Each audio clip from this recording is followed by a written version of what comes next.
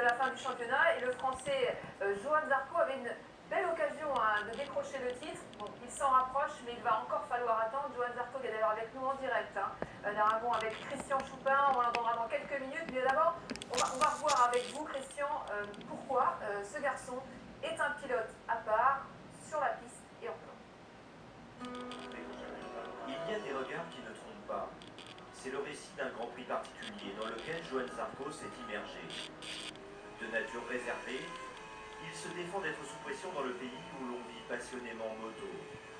Dans ces moments où le doute est à exclure, Johan vit des essais en dents de scie, un temps 18e loin du compte. Il décroche, tel le guerrier modèle, une première ligne dans les minutes ultimes. C'est une vie trépidante sur le fil du rasoir d'un pilote de Grand Prix pas comme les autres. Dans le Grand Barnum, clinquant et éblouissant des Grands Prix,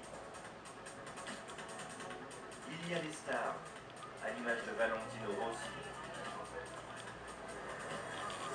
et un Français dont le principal trait de caractère est pied sur terre.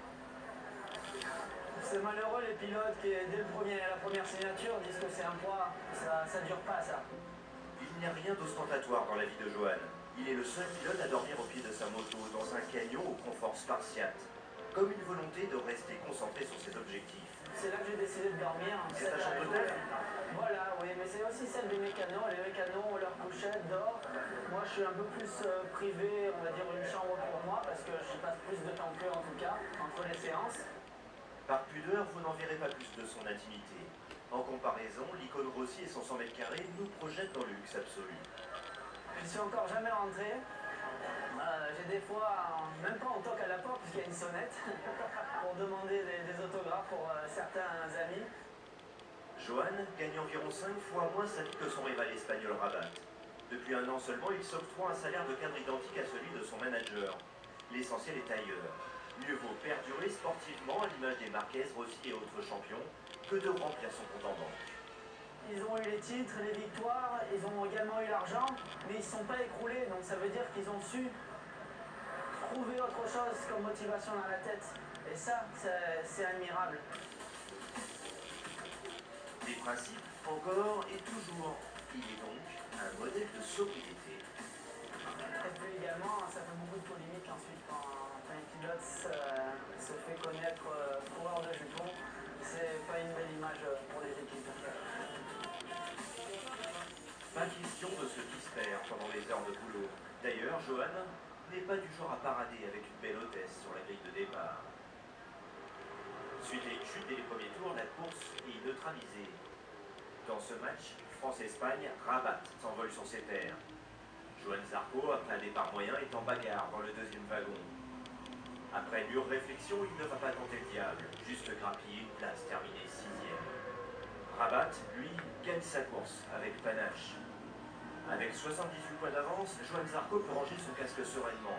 Il pourrait être titré dans 15 jours au pays du soleil levant, qu'il affectionne particulièrement. Évidemment, on suivra ça de près. En attendant, on va retrouver tout de suite Johan Zarco en direct avec nous d'Aragon avec Christian Choupin. Merci Johan d'être avec nous. On est ravis de vous accueillir ce soir dans Stade 2. Allez, première question. Vous avez vu dans le reportage de Christian, dormir dans un mobil-home 3 mètres carrés à côté de votre moto. Vous n'êtes pas comme la plupart des pilotes super assistés. Est-ce que cette forme de simplicité, c'est aussi l'un des atouts de votre réussite? Sans doute, oui. Après, c'est pas à moi de l'analyser, ça. Mais dormir dans ce camion, c'est... Moi, je me régale. J'ai pas besoin de plus et je pense que beaucoup de pilotes le font aussi. Mais grâce à mon résultat, pour l'instant, c'est de moi qu'on parle. Mais c'est un bon exemple pour montrer qu'il faut vivre la moto si on veut du résultat.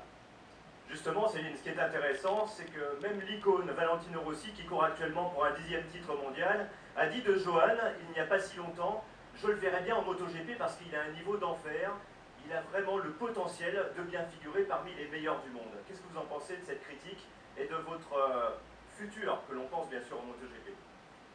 Ça fait toujours plaisir, ça c'est sûr. Valentino Rossi, c'est l'idole depuis que je suis tout petit. Et même lorsqu'on est à côté en conférence de presse, il y a toujours une émotion spéciale lorsqu'il peut parler de moi. Je je pense qu'il apprécie aussi mes commentaires parce que je le vois souvent sourire. Mais le MotoGP, on est face à des spécialistes, il faut bien le préparer. Vous mettez beaucoup de en fait, par rapport à l'avenir, vous mettez beaucoup de barrières. Normalement, vous pouviez passer en MotoGP l'année prochaine avec notamment 2 écuries qui vous proposaient des guidons.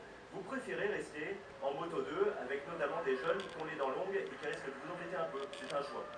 Oui, c'est là le challenge. Comme on a pu voir dans le portrait quelques minutes avant, il faut réussir, après avoir eu la victoire et sans doute l'argent, de pouvoir se motiver rien que pour la course, courir pour ce sport et avoir cette rage de vaincre à chaque fois. Et je pense que je vais apprendre ça l'an prochain.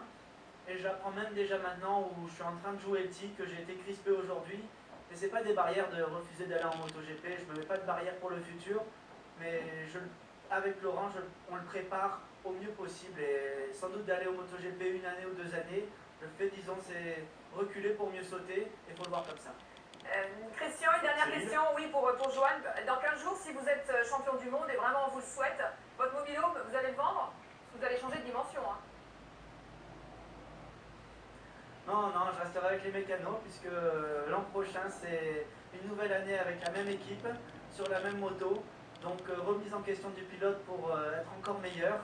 Et moi, je suis heureux dans mon petit espace. Et je partage ma passion et ma vie dans la moto avec les mécanos. Et on est les ravis 3 points à d'avoir. aller chercher, ça sera Sushi Party au Japon. Exactement. Et Banzai hein, pour ce Grand Prix dans 15 jours. On sera tous